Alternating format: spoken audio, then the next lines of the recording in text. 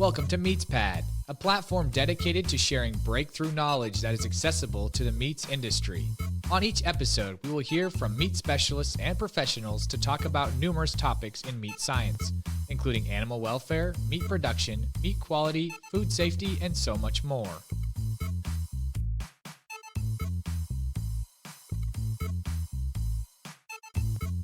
Hello, meat folks. Welcome back to the MeatsPad Podcast.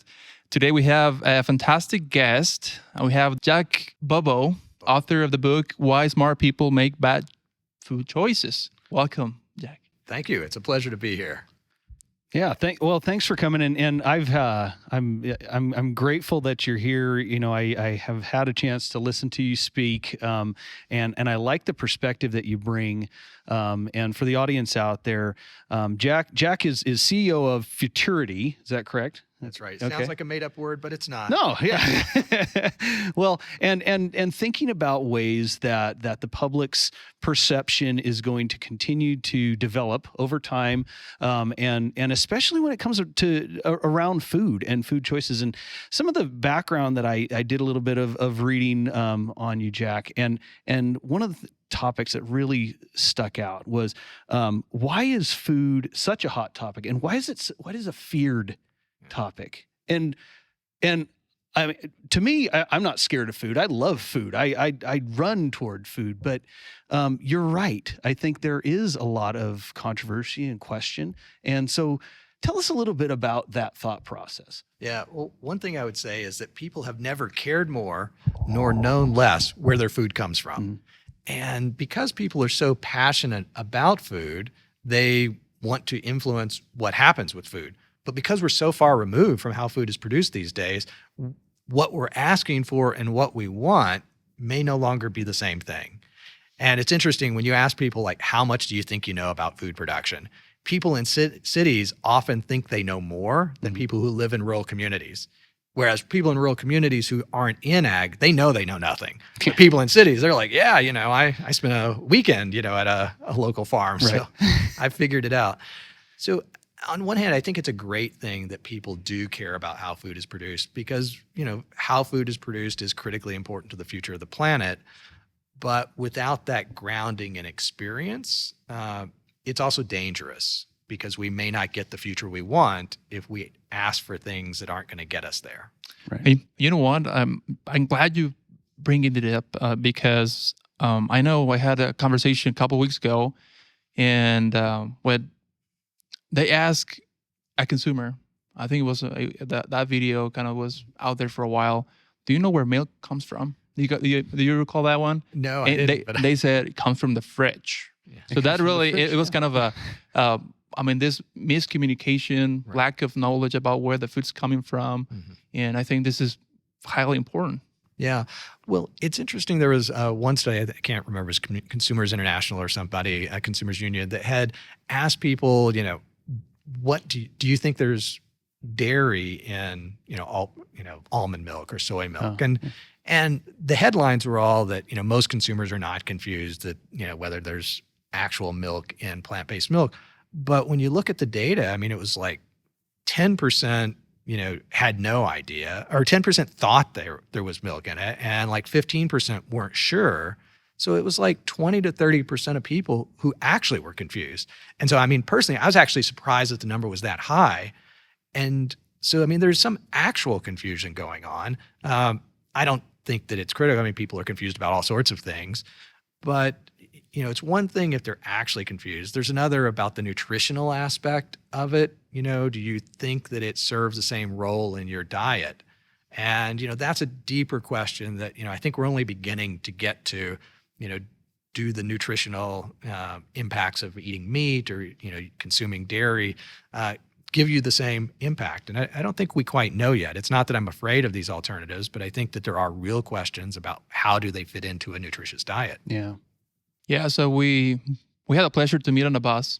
So we started the conversation. I introduced myself and I started just discussing about some of my projects on food waste and how we manage shrink, the retail level, but also at the processing level. And we just kept that conversation going.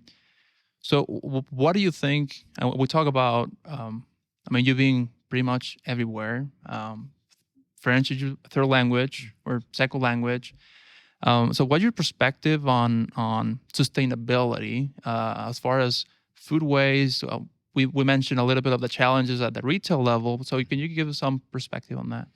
Yeah, I mean, I think the first thing is that, there has been a lot of progress at reducing food waste over time. We think things are bad today, but, the meat industry in particular has been quite good at, I think the motto for the renderers is everything but the oink, right? Yep, That, right. they use it all, very effectively. And, in some ways it's become a bad thing that we're using these things so efficiently. And, that's quite unfortunate because, it brings the cost down, improves the quality, ensures that, animals don't go to waste. But I think that there's a realization that there is still more that we can do and that we are obligated to make sure that we do it. I think it's worth remembering that there's no reason, nobody wants food waste. So there's like nobody who really benefits from food waste in the supply chain. And so if it exists because it's not that easy to fix. So it doesn't mean we shouldn't try. It doesn't mean we won't be successful.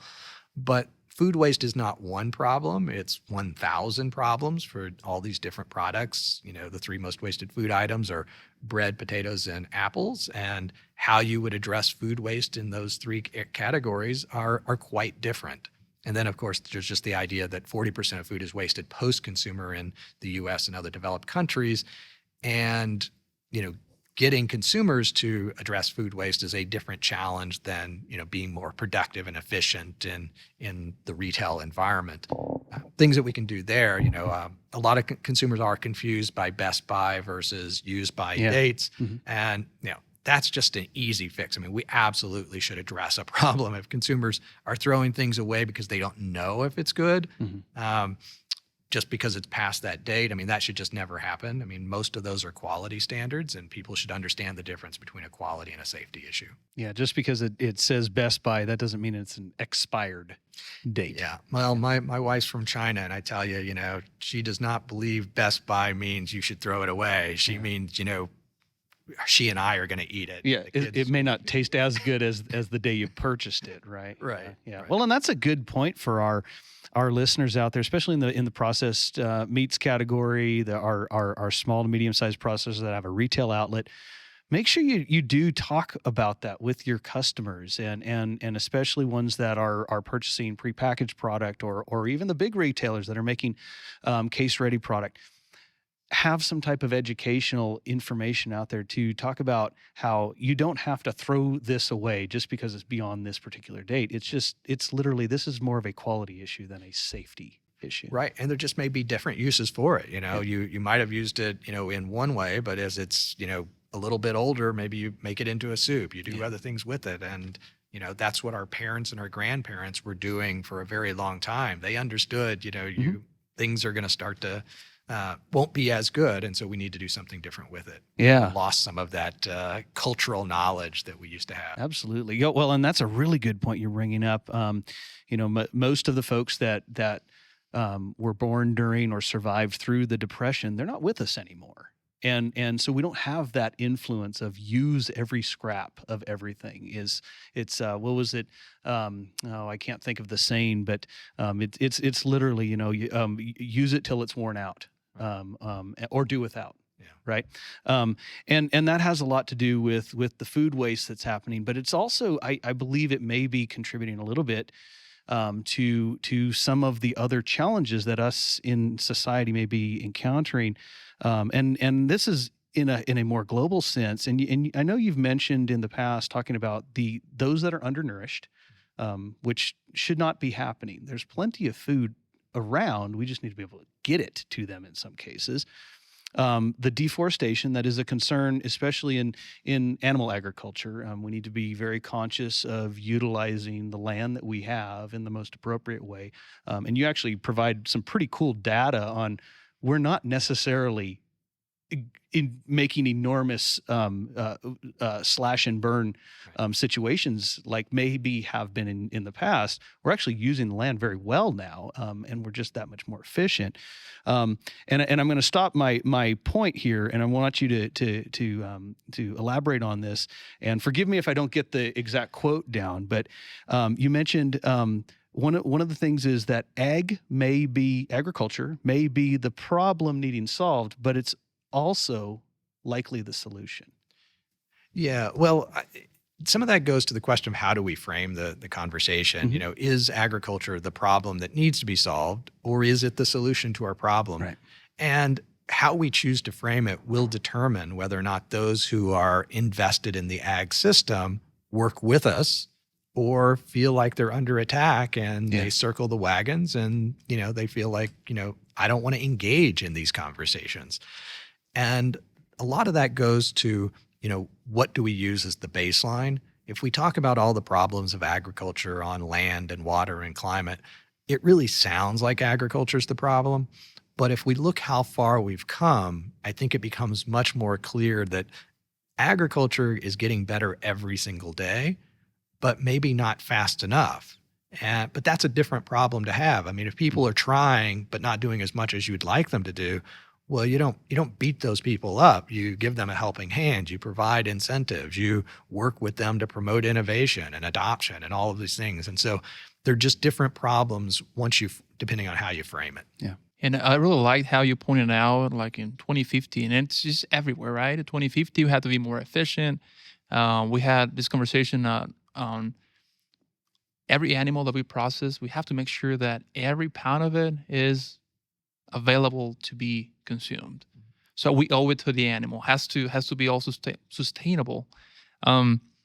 So from your perspective and you're a consultant, so you work with the government, with the private industry, academia. So what is needed to I mean, do you think it's an extra step? Do you think I know from USDA, there's more focus on that, about just tackling food waste. We talk about Europe, that somehow they, like in France, if there's like a pound of even bananas that isn't thrown away at the store, the store gets a fine. So, and that's been going on for a few years. So what do you think is the next step to combat food waste, meat waste? Yeah. So, I think that there's some interesting things happening in the world today. I mean, 10 years ago, we weren't having many conversations about food waste, and there are a lot more of those happening now. So, step one is awareness. And I think that it's good that different places are exploring different ways of addressing this, because I don't think we know what the proper solution is going to be. In France, I haven't yet seen the data to show, is it having a significant impact on reducing waste? I would expect that it would, but it could also, sometimes there are unintended consequences. So, just an example in the US, when companies were encouraged to buy ugly fruit, that seems like a great idea to reduce food waste. So what happened? Dramatic reductions in food going to food assistance programs. Oh, wow. Because that was food that the grocery stores were giving away before, and now you turned it into a valuable commodity. Oh, my. And so, that doesn't mean that we shouldn't do it, because we want people to think of, food as food. But once you put a price on it, then you change who gets access to it. So that doesn't mean we don't do it, but there needs to be that awareness of what happens. So if you fine people for throwing away food waste, maybe they don't sell quite as much food. They're more careful. And that may mean prices go up because, they have to monitor it more closely. And so most people benefit because there's less food waste, but the poorest people are actually hurt by that. And just an example of how things, if tomorrow we could magically eliminate post-consumer food waste, there's this idea that, well, all this food is wasted, so all those hungry people would be fed. But if you and I don't waste food, then grocery stores don't sell the extra food, and then farmers don't produce the food. The extra, so the excess. There's a benefit to the environment of not growing, producing, manufacturing, and selling food that goes in the trash can, but there's no benefit to hunger.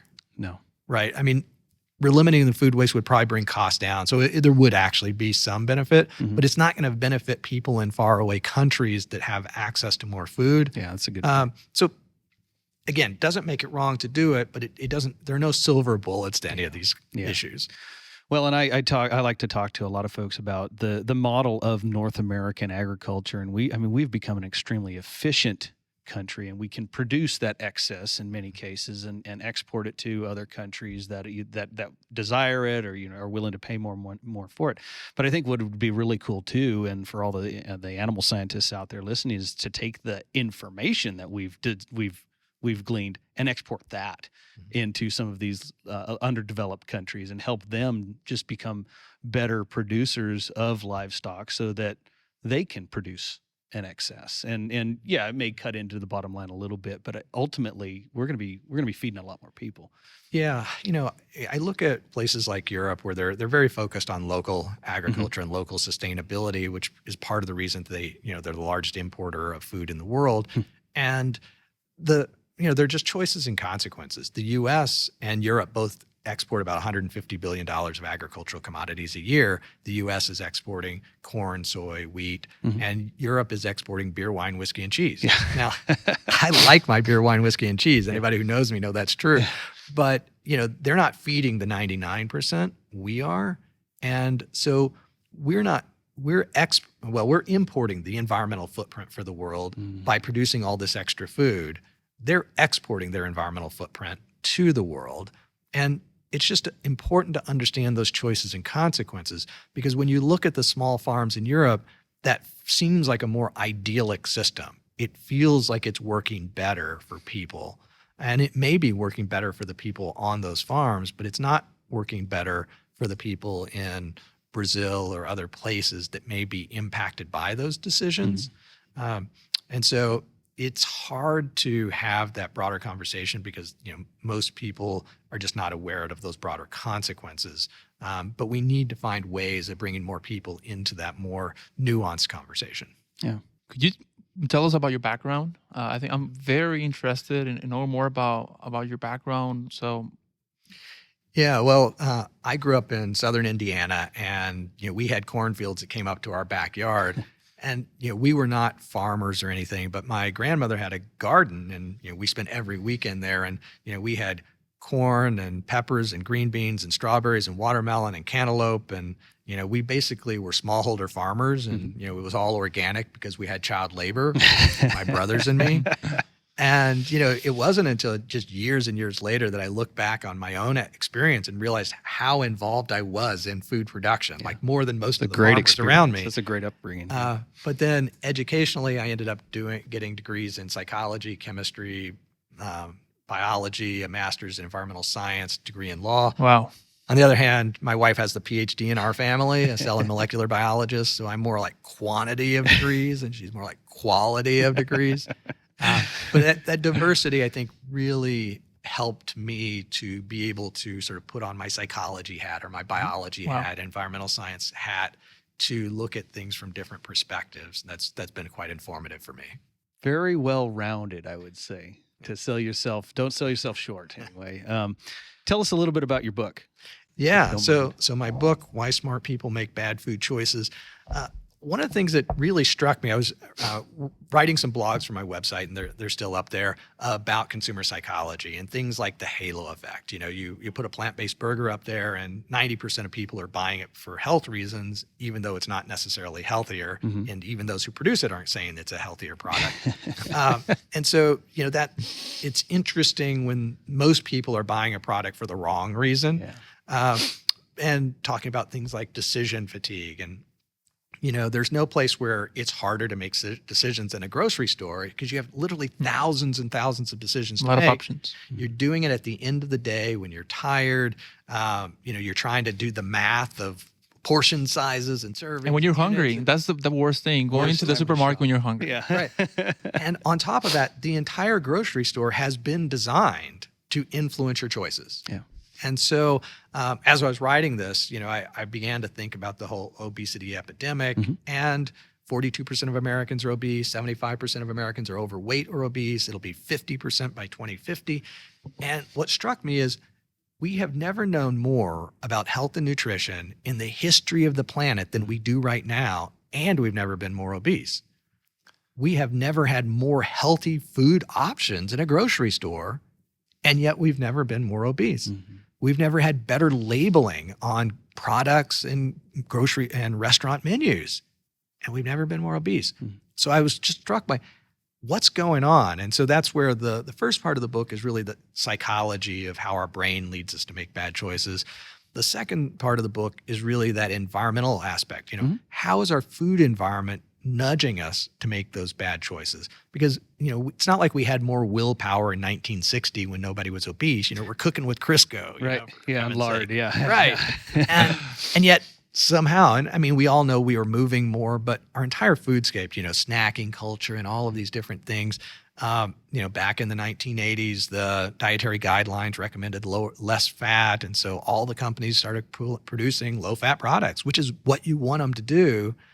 But then the halo effect kicked in and we're like, oh, one cookie is good, a whole bag, I'm going to lose weight, right? Mm-hmm. Like, no, that's not the way math works. Yeah. And so the psychology, and we're doing things for one reason, but it was having the other effect. And so then the last part of the book is just, well, what would it take to reshape our food environment so that we never thought about food again in terms of stressing about it, and we could just lose 1 or 2 or 3 pounds a year. You wouldn't even know why, because, we don't know, we're not intentionally eating more food, but we're gaining weight. So why couldn't we reshape that? Mm-hmm. And I, as a futurist, I ask people, it's like, well, what future do you want? We all want a future in which people are, healthy, but do you want a future in which we're healthy because we're counting calories all the time and we have an app that tells us what we can and can't eat?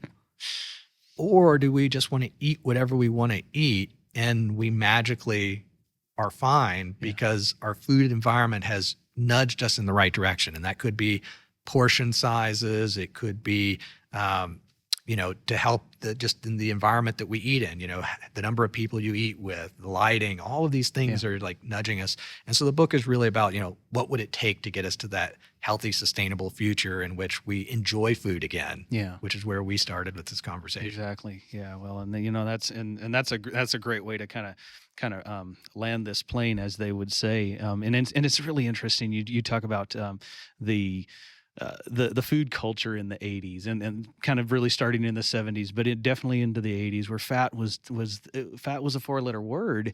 And in my family, my kids, it's not.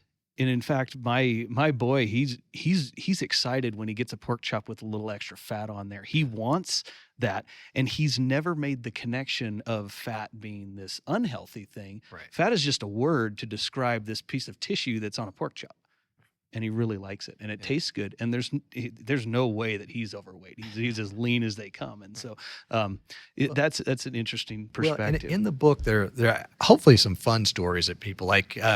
Obviously, supersizing is crazy in the U.S., but you might not know that. Supersizing all goes back to the mad genius of one man, David Wallerstein. Back in the 1960s, he was the marketing guy for a movie theater chain, and they wanted him to sell more concession products. Oh, yeah. So he's trying to figure out how do we get people to buy more popcorn. And he tried different 2-for-1 deals and all these things to try to get people to buy more popcorn, and they just wouldn't do it. And it finally struck him, what if people are embarrassed to go back for a second bag of popcorn? And so he hit on the idea of offering a jumbo-sized popcorn. Sales took off. He later went to work for McDonald's. Told Ray Kroc, you got to offer larger sizes. Yeah. Ray Kroc said, people want a second bag of fries, they'll go back and get a second bag of fries. No. And it wasn't until 1972 he finally convinced him to offer a large size fry. And of course, the rest is history. Mm-hmm. Yeah. But, it's surprising. It's not that long ago. And it seems like a pretty obvious thing to do. But before that, there was a mental block that people thought that offering a larger size was a form of discounting, and discounting undermined the value of your product. And so people just didn't do it. Yeah. No, observing, I think, is key, right? I think we had a conversation with Diana Huerta from Seal there a while ago, and she was able to develop some patterns by observing. I mean, not just looking at things, observing the whole holistic picture. And by doing that, taking the moment to step back and just think through what's going on, you'll be able to come up with those ideas. The full system. Well, yeah. bringing that back to food waste, when I was working for the State Department, we were trying to figure out how do you address food waste in places like Kenya. And the government solution was, well, maybe we need more on-farm storage, which, kind of makes sense. But, if you thought about it from a company perspective, is that really how a Costco or somebody else would solve that problem? Probably not. They'd go to just-in-time deliveries and other things where their food wasn't wasted because they're picking it up on time. And so, again, thinking about what's the right solution in that environment, not just what we think the right one is, but, what actually fits within the framework of that community and culture. And by being multidisciplinary, like yourself with different backgrounds, can really help you just connect those dots from the, psychology standpoint, but also with all that stuff. So I think it's good to be well-rounded and trying to approach those things from a multidisciplinary standpoint. Well, and I think the people listening, that's a good message anyway, because, it used to be you could go and work for one company and spend your entire career there. But we know that today most people will have multiple jobs in their life, and they'll also have multiple careers. And so beginning early to think about, what is your next career? What does that mean? Having that more open mindset as to, what you can do with a degree in meat science or something is helpful. Yeah, that is true. And even when you just get caught on stuff, you have to think about the future. And even if you're just doing your stuff, you have to, okay, when am I going to be in 2-3 years? And start working on that too, so this has been good. This has been wonderful. And I encourage everyone to look into why smart people make bad food choices. I'm excited to learn a lot more about it. And do you have a website? So I'm at futurityfood.com, FUTURITY.